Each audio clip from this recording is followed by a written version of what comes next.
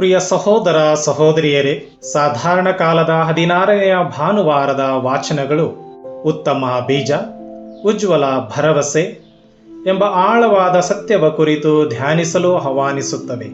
ಇಂದಿನ 3 ವಾಚನಗಳು ದೇವರು ಇತಿಹಾಸದಲ್ಲಿ ನಮ್ಮ ವೈಯಕ್ತಿಕ ಜೀವನದಲ್ಲಿ ಹೇಗೆ ನಿಗೂಢವಾಗಿಯೂ ಪರಿಣಾಮಕಾರಿಯಾಗಿಯೂ ಕಾರ್ಯನಿರ್ವಹಿಸುತ್ತಾರೆ ಎಂಬುದನ್ನು ಅನಾವರಣಗೊಳಿಸುತ್ತವೆ. ಕೆಡುಕು ಅಸ್ತಿತ್ವದಲ್ಲಿದ್ದರೂ ದೇವರು ಸದ್ಗುಣದ ಬೀಜವನ್ನು ಬಿತ್ತುತ್ತಾನೆ. ಸಂಕಟಗಳು ನಮ್ಮನ್ನು ಸುತ್ತುವರೆದಿದ್ದರೂ ಆತನು ನಮ್ಮ ಹೃದಯವನ್ನು ನಿರೀಕ್ಷೆಯಿಂದ ತುಂಬಿಸುತ್ತಾನೆ. ಅತಿ ಚಿಕ್ಕ ಆರಂಭಗಳನ್ನು ಸಮೃದ್ಧ ಫಲದ ಕೊಯ್ಲಿಯಾಗಿ ರೂಪಾಂತರಿಸುತ್ತಾನೆ. ದೇವರ ಸಾಮ್ರಾಜ್ಯ ಗದ್ದಲದಿಂದ ಬಲಾತ್ಕಾರದಿಂದ ಅಲ್ಲ, ಆದರೆ ಮೌನವಾಗಿ ತಾಳ್ಮೆಯಿಂದ ಬೆಳೆಯುತ್ತದೆ. ಆದ್ದರಿಂದ ನಮಗಿರುವ ಪ್ರಶ್ನೆ ಕೆಡುಕು ಏಕೆ ಇದೆ ಎಂಬುದಲ್ಲ, ದೇವರು ನಮ್ಮೊಳಗೆ ಬಿತ್ತಿರುವ ಉತ್ತಮ ಬೀಜವನ್ನು ಬೆಳೆಯಲು ನಾವು ಅವಕಾಶ ನೀಡುತ್ತಿದ್ದೇವೆಯೇ ಎಂಬುದಾಗಿದೆ. ಸುಜ್ಞಾನ ಗ್ರಂಥ ದೇವರ ಹೃದಯದ ಸುಂದರ ಚಿತ್ರಣವನ್ನು ನಮ್ಮ ಮುಂದಿಡುತ್ತದೆ. ಹೆಲೆನಿಸ್ಟಿಕ್ ಈಜಿಪ್ಟಿನಲ್ಲಿ ರಾಜಕೀಯ ಮತ್ತು ಸಾಂಸ್ಕೃತಿಕ ಒತ್ತಡಗಳ ನಡುವೆ ಬದುಕುತ್ತಿದ್ದ ಯಹೂದ್ಯರಿಗೆ ಈ ಗ್ರಂಥವು ದೇವರು ಇನ್ನೂ ಇತಿಹಾಸದ ಏಕೈಕ ಪ್ರಭುವಾಗಿದ್ದಾನೆ ಎಂಬ ಧೈರ್ಯವನ್ನು ನೀಡಿತು. ಇಲ್ಲಿ ದೇವರ 4 ಗುಣಗಳು ವಿಶೇಷವಾಗಿ ಪ್ರಕಾಶಿಸುತ್ತವೆ. ಮೊದಲನೆಯದಾಗಿ, ಆತನು ಸಕಲ ಸೃಷ್ಟಿಯನ್ನು ಪ್ರೀತಿಯಿಂದ ಕಾಪಾಡುವ ಏಕೈಕ ಸಾರ್ವಭೌಮ ಪ್ರಭು. ಎರಡನೆಯದಾಗಿ, ಆತನು ಕರುಣೆಯಿಂದ ಕೂಡಿದ ನ್ಯಾಯಾಧೀಶನು. ಆತನ ನ್ಯಾಯವು ದಯೆಯಿಂದ ಎಂದಿಗೂ ಬೇರ್ಪಡುವುದಿಲ್ಲ. ಮೂರನೆಯದಾಗಿ, ಆತನು ನಿರೀಕ್ಷೆಯ ಮೂಲ, ಏಕೆಂದರೆ ಆತನ ತಾಳ್ಮೆ ಪಶ್ಚಾತ್ತಾಪಕ್ಕೆ ಸದಾ ಅವಕಾಶ ನೀಡುತ್ತದೆ. ನಾಲ್ಕನೆಯದಾಗಿ, ದೇವರ ಜೀವನವೇ ತನ್ನ ಜನರಿಗೆ ಮಾದರಿಯಾಗುತ್ತದೆ. ಅದು ನೀತಿವಂತನು ದಯಾಳು ಆಗಿರಬೇಕು. ನಿಜವಾದ ಪಾವಿತ್ರ್ಯವು ಕೇವಲ ಆಜ್ಞೆಗಳನ್ನು ಪಾಲಿಸುವುದಲ್ಲ, ಕರುಣೆಯಿಂದ ತುಂಬಿದ ಪ್ರೀತಿಯಲ್ಲಿ ವ್ಯಕ್ತವಾಗುತ್ತದೆ. ಧರ್ಮಸಭೆಯ ಪಿತೃಗಳಲ್ಲಿ ಒಬ್ಬರಾದ ಸಂತ ಜಾನ್ ಕ್ರಿಸೋಸ್ತಮ್ ದೇವರು ತೀರ್ಪನ್ನು ವಿಳಂಬಿಸುವುದು ಪಾಪವನ್ನು ಕಡೆಗಣಿಸುವುದಕ್ಕಾಗಿ ಅಲ್ಲ, ಪಾಪಿಯ ಪರಿವರ್ತನೆಯನ್ನು ಬಯಸುವುದಕ್ಕಾಗಿ ಎಂದು ಬೋಧಿಸಿದರು. ಸಂತ ಫ್ರಾನ್ಸಿಸ್ ಡಿ ಸೇಲ್ಸ್ ದೇವರ ಸೌಮ್ಯತೆ ಮಾನವನ ಹಿಂಸೆಯನ್ನು ಮೀರಿದ ಶಕ್ತಿಯಾಗಿದೆ ಮತ್ತು ದಯಾಪ್ರೇಮವೇ ದೈವಿಕ ನ್ಯಾಯದ ಪರಿಪೂರ್ಣ ಅಭಿವ್ಯಕ್ತಿ ಎಂದು ಹೇಳಿದರು. ದ್ವಿತೀಯ ವ್ಯಾಟಿಕನ್ ಮಹಾಸಭೆಯ ಗೌದಿಯುಮ್ ಎಟ್ ಸ್ಪೆಸ್ ಪ್ರಬಂಧ 17 ದೇವರು ಮಾನವನ ಸ್ವಾತಂತ್ರ್ಯವನ್ನು ಗೌರವಿಸುತ್ತಲೇ ತನ್ನ ದೈವಿಕ ಯೋಜನೆಯ ಮೂಲಕ ಮಾನವ ಕುಲವನ್ನು ರಕ್ಷಣೆಯತ್ತ ನಡೆಸುತ್ತಾನೆ ಎಂದು ಘೋಷಿಸುತ್ತದೆ. ಇದೇ ಉತ್ತಮ ನಿರೀಕ್ಷೆ. ಅದು ದೇವರ ಕೃಪೆಯು ನಮ್ಮ ದೌರ್ಬಲ್ಯಕ್ಕಿಂತಲೂ ಮಹತ್ತರವಾಗಿದೆ ಎಂಬ ಅಚಲ ವಿಶ್ವಾಸ. ರೋಮನರಿಗೆ ಬರೆದ ಪತ್ರದಲ್ಲಿ ಸಂತ ಪೌಲನು ನಮ್ಮ ದೃಷ್ಟಿಯನ್ನು ದೇವರ ಚಿತ್ತದಿಂದ ಪವಿತ್ರಾತ್ಮರ ಮನಸ್ಸಿನತ್ತ ಕೊಂಡೊಯ್ಯುತ್ತಾನೆ. ಪವಿತ್ರಾತ್ಮರಿಂದ ಘೋಷಿತವಾದ ಪ್ರಾರ್ಥನಾಮಯ ಸಮುದಾಯವೇ ಧರ್ಮಸಭೆ ಎಂದು ಅವರು ವಿವರಿಸುತ್ತಾರೆ. ಅನೇಕ ಸಂದರ್ಭಗಳಲ್ಲಿ ದುಃಖವು ನಮ್ಮ ಮಾತುಗಳನ್ನು ಮೌನಗೊಳಿಸುತ್ತದೆ, ನೋವು ನಮ್ಮ ಶಕ್ತಿಯನ್ನು ಕುಗ್ಗಿಸುತ್ತದೆ, ಗೊಂದಲವು ನಮ್ಮನ್ನು ಮುಸುಕುಗೊಳಿಸುತ್ತದೆ. ಆದರೂ ಪವಿತ್ರಾತ್ಮರು ವರ್ಣಿಸಲಾಗದ ಆತ್ಮಧ್ವನಿಯಿಂದ ನಮ್ಮ ಪರವಾಗಿ ವಿಜ್ಞಾಪಿಸುತ್ತಾರೆ. ಇದು ದೇವರ ದುಃಖವಲ್ಲ, ದೇವರ ಆತ್ಮ ಮತ್ತು ವಿಶ್ವಾಸಗಳ ನಡುವಿನ ಗಾಢ ಐಕ್ಯದ ಸಂಕೇತವಾಗಿದೆ. ಪವಿತ್ರಾತ್ಮರು ನಮ್ಮ ಪ್ರಾರ್ಥನೆಯನ್ನು ತಂದೆಯ ಚಿತ್ತಕ್ಕೆ ಹೊಂದಿಸುತ್ತಾರೆ. ಕಥೋಲಿಕ ಧರ್ಮಸಭೆಯ ಧರ್ಮೋಪದೇಶ ಪ್ರಬಂಧ 2672ರಲ್ಲಿ ಪವಿತ್ರಾತ್ಮರನ್ನು ಕ್ರೈಸ್ತೀಯ ಪ್ರಾರ್ಥನೆಯ ಆಂತರಿಕ ಗುರು ಎಂದು ಕರೆಯುತ್ತದೆ. ಸಂತ ಮಹಾನ್ ಬೇಸಿಲ್ ನಿಜವಾದ ಪ್ರತಿಯೊಂದು ಪ್ರಾರ್ಥನೆಯನ್ನು ಪವಿತ್ರಾತ್ಮರೇ ರೂಪಿಸುತ್ತಾನೆ ಎಂದು ಬೋಧಿಸಿದರೆ, ಅವಿಲದ ಸಂತ ತೆರೇಸಾ ಮಾತುಗಳು ಕೊನೆಗೊಳ್ಳುವಲ್ಲೇ ನಿಜವಾದ ಪ್ರಾರ್ಥನೆ ಆರಂಭವಾಗುತ್ತದೆ ಎಂದು ಅನುಭವಿಸಿದರು.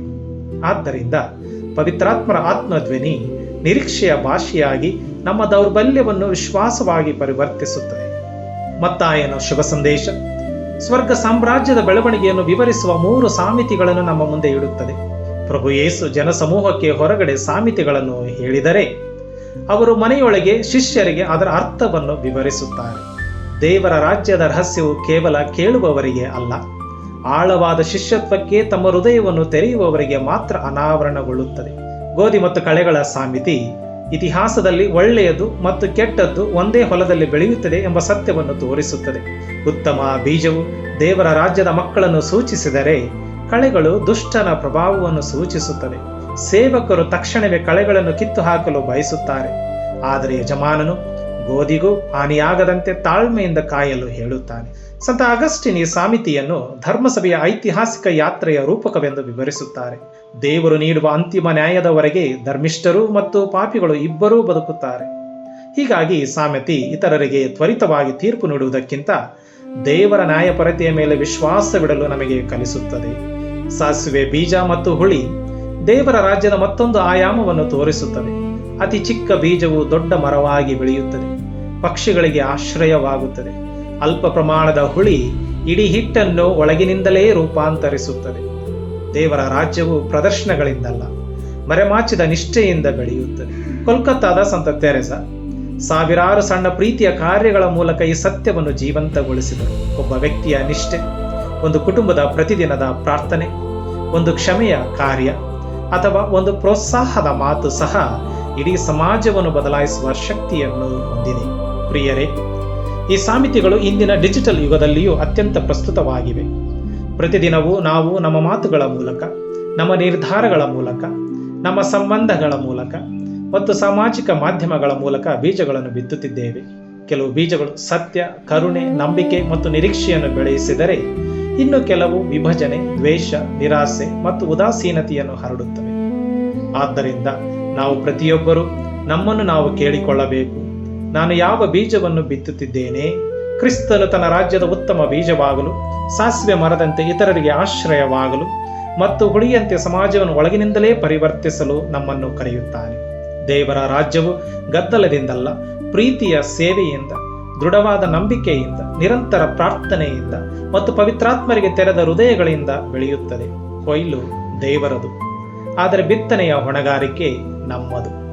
ಅಂತಿಮ ಕೊಯ್ಲಿನ ದಿನದತ್ತ ನಾವು ಸಾಗುತ್ತಿರುವಾಗ ನಮ್ಮ ಬಲವನ್ನು ನಮ್ಮಲ್ಲಲ್ಲ, ದೇವರ ಅಪಾರ ಕರುಣೆಯಲ್ಲೇ ಇಡೋಣ. ಕರುಣಾಮಯನು, ದಯಾಳು, ಕ್ಷಮಾಶೀಲನೂ ಆದ ದೇವರನ್ನು ಕೀರ್ತಿಸಲು ಕೀರ್ತನೆಗಾರನೊಂದಿಗೆ ನಮ್ಮ ಸ್ವರವನ್ನು ಸೇರಿಸೋಣ. ಬಿತ್ತುವವನು ಕೊಯ್ಲಿನ ಅಧಿಪತಿಯೂ ಆದ ಕ್ರಿಸ್ತನು ನಮ್ಮ ಹೃದಯಗಳನ್ನು ಉತ್ತಮ ಭರವಸೆಯಿಂದ ತುಂಬಲಿ, ಪವಿತ್ರಾತ್ಮರ ಬಲದಿಂದ ನಮ್ಮನ್ನು ದೃಢಗೊಳಿಸಲಿ ಮತ್ತು ಪಿತನ ರಾಜ್ಯದಲ್ಲಿ ನೀತಿವಂತರು ಸೂರ್ಯನಂತೆ ಪ್ರಕಾಶಿಸುವ ದಿನದವರೆಗೆ ತನ್ನ ರಾಜ್ಯದ ನಿಷ್ಠಾವಂತ ಸಾಕ್ಷಿಗಳನ್ನಾಗಿ ನಮ್ಮನ್ನು ರೂಪಿಸಲಿ. ಆಮೆನ್.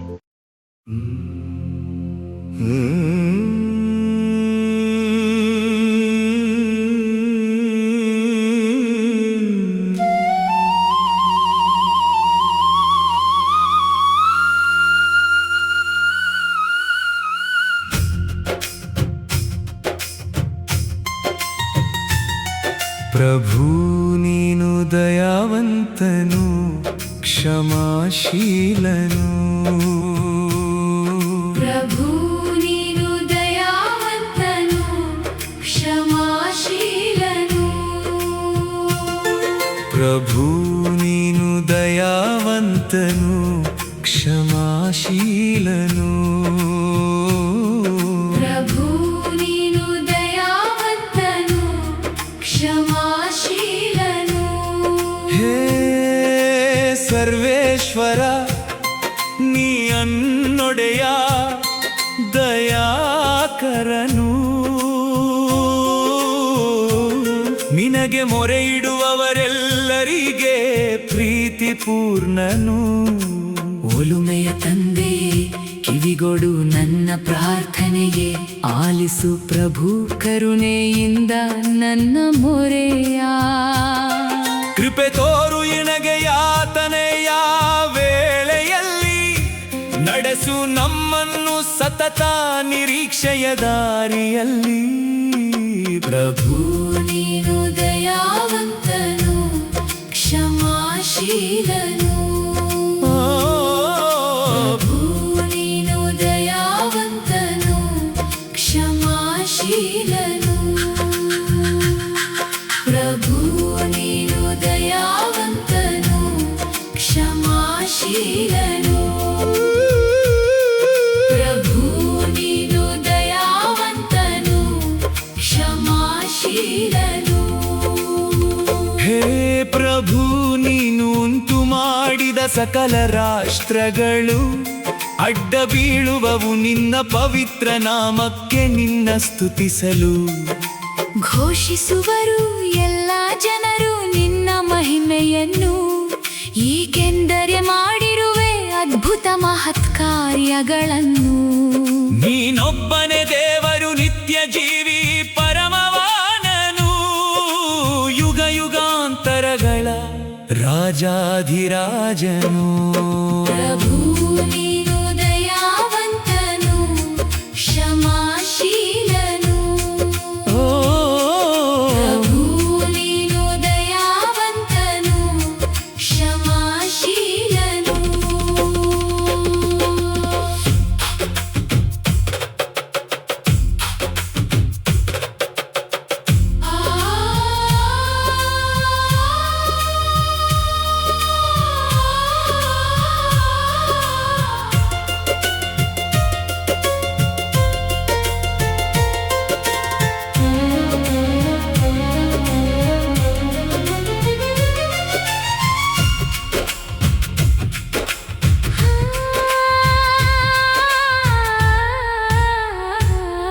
ಪ್ರಭು ನೀನು ದಯಾವಂತನು, ಕ್ಷಮಾಶೀಲನು.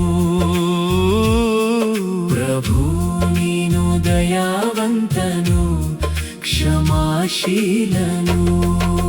ಹೇ ಪ್ರಭು ನೀನು ಕರುಣಾಕರ, ದಯಾಕರನು, ನಿಧಾನ ಕೋಪಿ, ನಿಶ್ಚಲ ಪ್ರೀತಿ ಪೂರ್ಣನು. ವಿಶ್ವಾಸ ಅರ್ಹ ಸಮೃದ್ಧನಾದ ನನ್ನೊಡೆಯನು, ನಿನ್ನ ದಾಸನ ಕಟಾಕ್ಷಿಸಿ ಕೃಪೆಗಾರು.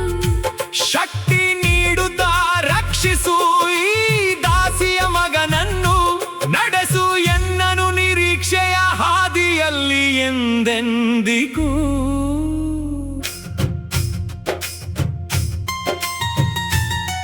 ಪ್ರಭು ನೀನು ದಯಾವಂತನು, ಕ್ಷಮಾಶೀಲನು. ಪ್ರಭು ನೀನು ದಯಾವಂತನು, ಕ್ಷಮಾಶೀಲನು.